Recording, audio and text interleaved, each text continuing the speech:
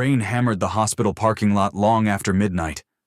Nurse Nora Ellison had just finished a 12-hour shift until she saw a man collapse under the streetlight, blood pooling fast on the pavement. Then came the roar of an engine, a black SUV, a flash of steel. She didn't think. She ran. The bullet meant for him hit her instead, tearing through her shoulder as she threw herself over his body. Nora never knew his name, only that he whispered one thing before everything went black. "Don't let them find me." The next morning, 14 Marines were waiting outside her hospital room, and what they told her will change everything you thought you knew about heroes. Before we begin, tell us where are you watching from, and if you believe honor and courage still matter, help keep their legacy alive. Rain whispered across the concrete, pooling around the tires of parked cars. The night air smelled of oil and metal, heavy with storm. Beneath Mesa Verde Medical Center, the underground lot glowed in patches half light, half shadow. A man stumbled into view, clutching his side, his jacket military cut, torn, was soaked in blood. Inside the lining, a small flash drive was taped to the fabric, its blinking LED barely visible through the tear. His breathing came shallow. Every step echoed. Somewhere behind him, an engine growled. The man, Major Lucas Vance, turned toward the sound, eyes narrowing. He whispered into the dark, "They're not supposed to find me here." The black SUV emerged like a shark from fog. Headlights sliced through the rain, reflecting off wet concrete. The passenger window lowered halfway. A hand in tactical gloves rested on the sill, holding something metallic. A silenced shot cracked through the air. Vance ducked behind a pillar, the bullet ricocheting off concrete. He pulled a small coin from his pocket, pressing it into his palm, a wolf's head engraved in silver. He whispered, "Stay sharp," and ran, up one level above. Nora Ellison was ending her shift. Her steps echoed down the stairwell, the strap of her worn duffel sliding off her shoulder. 12 hours in the trauma ward had left her body aching and her mind numb. Still, she moved with quiet focus muscle memory built from chaos. Her reflection caught in the glass door, dark hair tied back, eyes tired but steady. She reached into her pocket, feeling the folded paper she always carried. Her father's handwriting still visible despite the creases. Be the right person at the right time. Lightning flickered through the glass. Thunder rolled low and deep. When she stepped into the garage, the sound of her footsteps blended with the storm. She was halfway to her car when movement drew her attention. A man collapsing near Pillar C7, leaving a trail of blood behind him. For a heartbeat, she froze. Instinct fought reason. Then the nurse in her took over. Nora ran. "Sir, can you hear me?" she called. The man lifted his head weakly, eyes sharp even through pain. "Go," he rasped. "They'll kill you too." A low rumble answered him. The black SUV shot out from the corner, speeding straight toward them. Its headlights flared white. Nora's pulse spiked. "Call 911!" she shouted to the empty air, though no one else was there. The driver's window rolled down, a muzzle flashed. Nora lunged forward. She tackled the man, throwing herself over his body as the bullet sliced through the air. Pain ripped across her shoulder like fire. Her breath left her in a gasp. They hit the ground hard, sliding across wet concrete. The SUV screeched to a halt, reversing with a roar. Another shot rang out, sparking against the metal pillar beside her head. The man grabbed her wrist. "Don't move," he ordered, his voice hoarse but commanding. From his jacket, he pulled a small metal coin, the same wolf emblem, and pressed it into her trembling hand. "If they take this, 200 people die. Promise me." Nora tried to speak, but the roar of the engine drowned her out. She turned her head just in time to see the SUV accelerate toward them again. Before the impact came, another sound ripped through the night, a burst of automatic fire from somewhere deeper in the garage. The SUV's headlights flicked sideways. Tires screamed. Then it was gone, disappearing into the storm. Silence. Nora's body trembled as adrenaline faded. Rain fell through the open ramp above, dripping onto her face. The man beside her struggled to stay conscious. She pressed her hand to his wound. ignoring her own bleeding shoulder. "Stay with me," she whispered. "Help's coming." He looked at her, unfocused. "They can't find me. If they ask, tell them I was never here." His hand slipped away. Sirens echoed in the distance. Nora blinked, her vision fading. The silver coin gleamed faintly in her palm, warm with blood. Her last thought was her father's voice, steady, kind, unshakable. Be the right person at the right time. She closed her eyes. Moments later, tactical boots splashed through the puddles. Men in black combat gear moved swiftly, scanning the shadows. One of them knelt beside Vance, checking his pulse. "Target recovered," he murmured into his radio.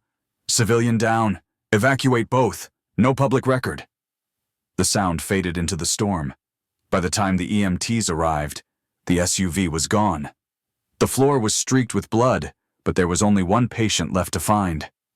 Nora Ellison lay unconscious under the harsh light, the silver coin still clutched tight in her hand.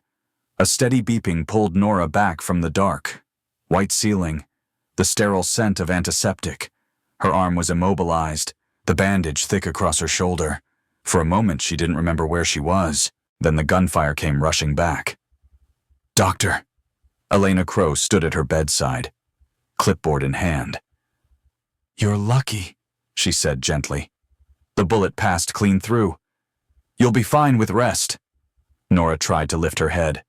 The man he was bleeding near the garage ramp, did he make it? Elena hesitated before answering. "EMTs only found you. No one else was there when we arrived." Nora blinked hard. That couldn't be true. She'd seen him, spoken to him, felt his hand press the coin into hers. "Check again," she whispered. "He was right beside me." "Doctor?" Crow offered a soft smile, the kind reserved for confused patients. "You've been through trauma. Sometimes the mind protects itself." Then she left, leaving Nora in the hum of machinery and disbelief. Outside her glass door, two men in maintenance uniforms lingered. They weren't talking. Their posture was too straight, too alert. One kept a hand near his belt, where a radio glowed faintly green. Nora tried to ignore them. She turned to her bedside table and froze. A small vase of lilies sat beside the monitor. She hadn't noticed them before. The petals were wet, as if they'd just been set down. Beneath the vase was a white envelope. Her name was written on it in neat, block letters. She tore it open. "No one can know who I am, but I know who you are. Because of you. 2 attacks will never happen. Stay safe. Nora Ellison, I owe you my life. L.V. 75 RD Silverwolf." Her pulse spiked. L.V. Lucas Vance, the soldier. The man everyone said didn't exist. She looked at the lilies again. Real, not store-bought. Someone had been in her room. That night, the rain returned. The hospital dimmed into silence, the fluorescent lights humming softly through the hall. Nora couldn't sleep.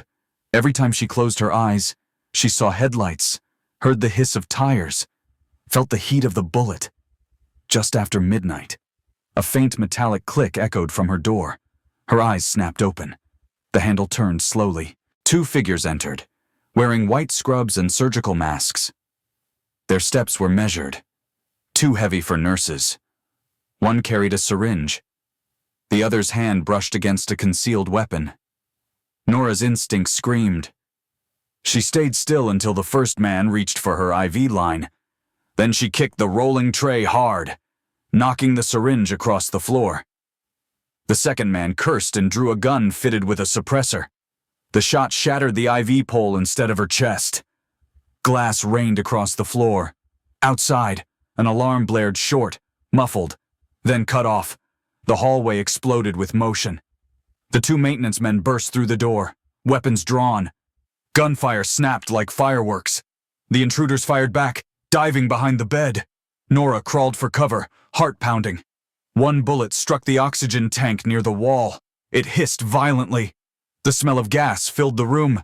Nora grabbed the nearest thing, a metal pole, and slammed it into the floor valve. Sparks burst.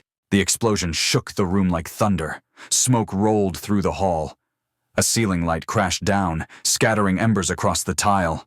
When the haze cleared, one intruder was down. The other lay pinned beneath a Marine's knee, blood pooling under his arm.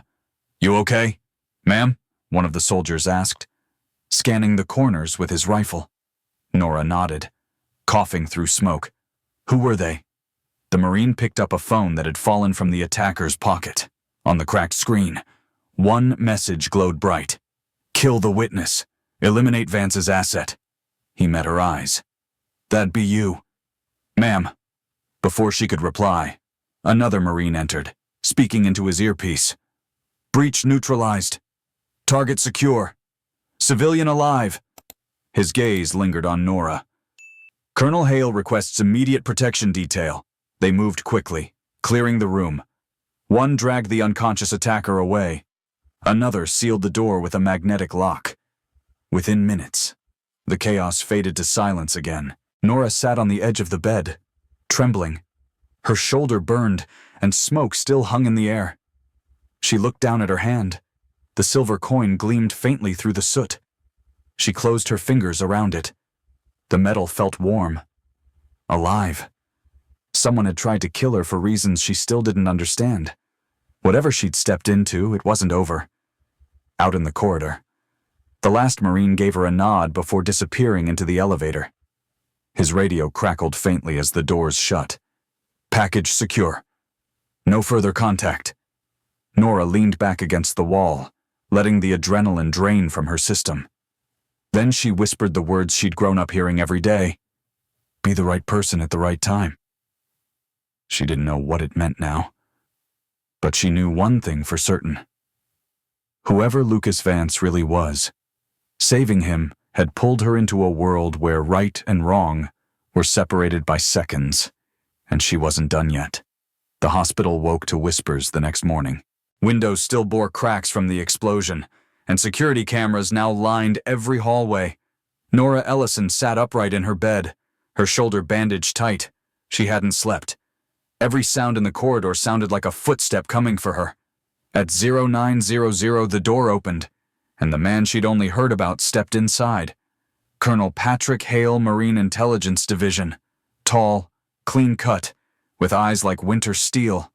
His uniform bore the ribbons of 2 wars and more secrets than anyone would admit. "Miss Ellison," he said, closing the door behind him. "You've been through hell. I'll make this simple. You're alive because you were supposed to be..." He placed a thick folder on the tray table. Inside were grainy photos, a convoy engulfed in smoke. A man in desert camo, Lucas Vance, dragging another soldier through the sand. The images looked ripped from another world. 3 days ago, Hale said, Major Vance was leading a recon unit across the Syrian border. Their objective escort, a defector scientist carrying intel on a biological weapon program. Something went wrong. His team was ambushed. He's the only survivor. Nora stared at the photos. "That's the man I saved." Hale nodded. He carried a drive containing the identities of over 200 undercover operatives embedded overseas. If it falls into enemy hands, they'd die within hours. The upload was interrupted during extraction. We have 48 hours before the encryption key expires and the window to stop 2 attacks closes with it. Her breath caught. 2 attacks confirmed targets JFK International and the Pentagon. Hale said flatly, "He can't remember the final decryption string. But you were there when he tried to transmit. We believe he told you something before he blacked out." Nora shook her head. "He said something about numbers, maybe coordinates. Echo, something, Echo 519. Hale's tone sharpened. She froze. "Yes, that's it." He tapped his earpiece immediately. "Command. Confirm string Echo 519. The room held its breath. Static. Then a faint reply crackled through. Hale's jaw clenched. "Copy that. They're decrypting now." He turned back to her, voice low. "You may have just saved 2 cities." Before she could process it, another voice came through his earpiece. "Urgent." Hale listened in silence, then exhaled slowly. "Bomb squad just neutralized a device at JFK," he said quietly. "SEAL Team 6 raided a Virginia compound 15 minutes before detonation. No civilian casualties. Nora covered her mouth. The world seemed to tilt. All because of a phrase I barely remembered. All because you listened. Hale said. He set the folder aside. Sometimes. That's enough to change the world. He motioned toward the hallway. There's someone who's been asking to see you. She followed him past the guards and into another room. The air smelled faintly of antiseptic and rain. Major Vance lay propped up in bed, pale but alive, a bandage circling his head. His eyes met hers, clear and steady. I was told you didn't exist, Nora said softly. He smiled faintly. That's the point. She stepped closer. You risked everything for that drive, and you risked everything for me, he said. That coin I gave you. It wasn't random. It's a marker, a symbol for the 75th Recon Detachment. It's given only to someone who saved one of us. Now, you're part of it. He reached out, his hand trembling slightly.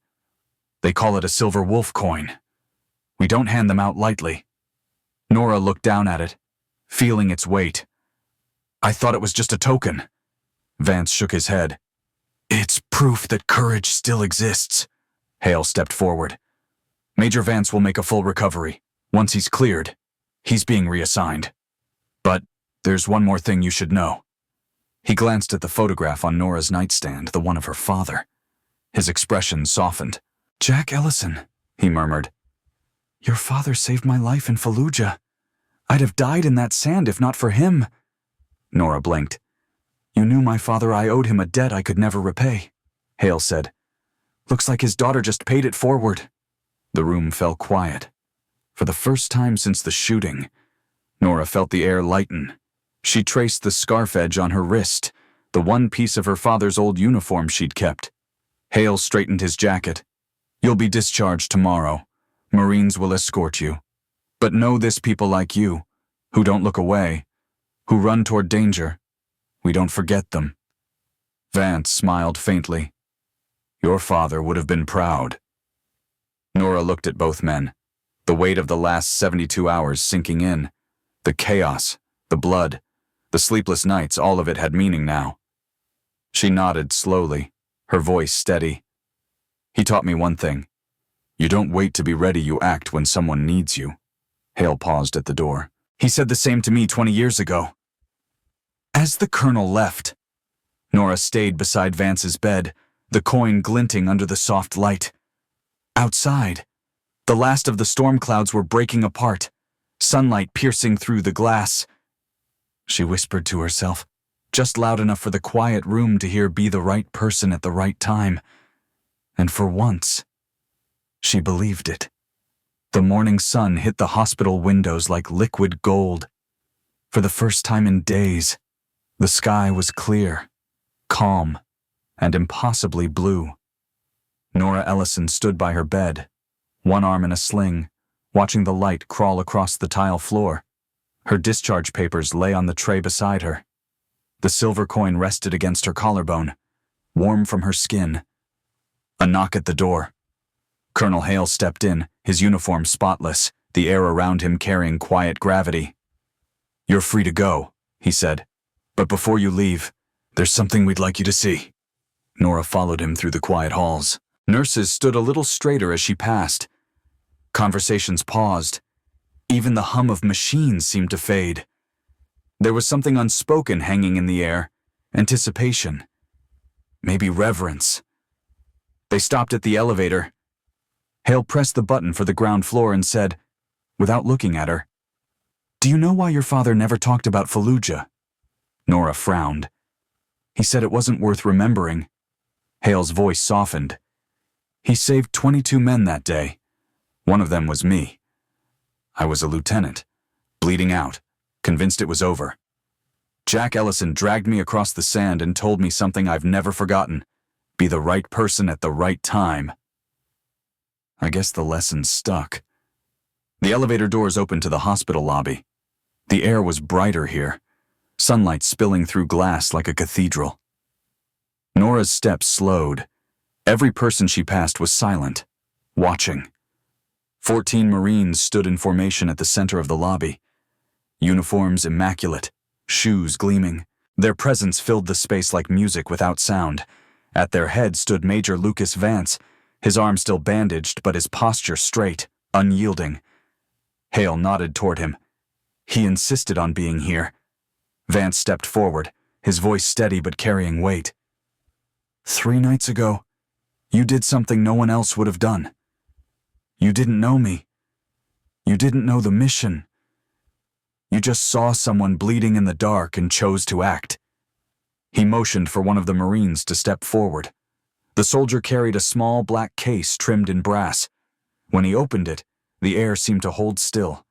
Inside lay a folded American flag and a piece of crimson fabric, old, weathered, edges frayed by sand. Vance lifted the fabric carefully. "This belonged to your father," he said. "He gave it to my unit years ago when I was still a rookie in training. Said it reminded him of the cost of courage. Now it comes back home." Nora took the scarf with shaking hands. The cloth smelled faintly of salt and smoke, as if it had carried the memory of battle through time. She pressed it to her chest, the coin beneath it clinking softly. Hale stood beside her. "We don't do ceremonies for civilians," he said. "But this isn't a ceremony. It's gratitude." He gave a silent signal. 14 Marines snapped to attention in perfect synchrony. The sound of boots striking marble echoed through the lobby, sharp and powerful. Then silence. 1 heartbeat. 2. Then, as if bound by one will, all 14 raised their right hands in salute. The sound of fabric brushing against their uniforms filled the air, a quiet storm of respect. Nora's throat tightened. She tried to return the salute, awkward with her injured arm, but it didn't matter. Her gesture was enough. Around them, the hospital began to stir. A nurse lowered her clipboard, eyes glistening. A patient in a wheelchair began to clap softly. Within seconds, the sound grew a slow, gentle rhythm of applause filling the atrium. A mother with a child whispered through tears, "She's the reason we're still alive." Nora blinked hard, fighting the wave of emotion. The world blurred Marines. Light, faces all melting into one moment she'd never forget. Vance stepped forward, his expression resolute. "Your father saved me once," he said. "Now his daughter has saved thousands. The world doesn't always see heroes, but we do." He extended his hand. Nora hesitated, then took it. His grip was firm, steady, carrying both the weight of war and the gratitude of peace. As the Marines turned to leave, their synchronized march echoed like thunder fading into distance. Hale lingered 1 step behind, watching her. "You know," he said quietly, "there's always room in our world for people who do the right thing in the dark." He handed her a small envelope, unmarked except for a seal and eagle, wings spread over 3 letters CIA. Nora opened it slowly. Inside, a single line was typed in clean, serif font. "We need people like you. If you're ready, call this number." She looked up, but Hale was already gone. Sunlight spilled through the glass doors, catching the silver coin at her chest. It glinted once, bright and sharp, as if answering something unseen. Nora closed her hand around it. Her father's voice came back again, steady, certain, eternal. "Be the right person at the right time." She walked out through the lobby, the scarf over her shoulders, the envelope tucked beneath her arm. The sound of boots still echoed faintly behind her. Outside, the sky was vast and open. A new world waited. If you enjoyed the story, consider sending a super chat to help bring more stories like this. Now, click on the video on the screen to hear another story that's just as powerful and captivating, with courage, sacrifice, and a choice that will leave you questioning everything you thought you knew about duty and justice.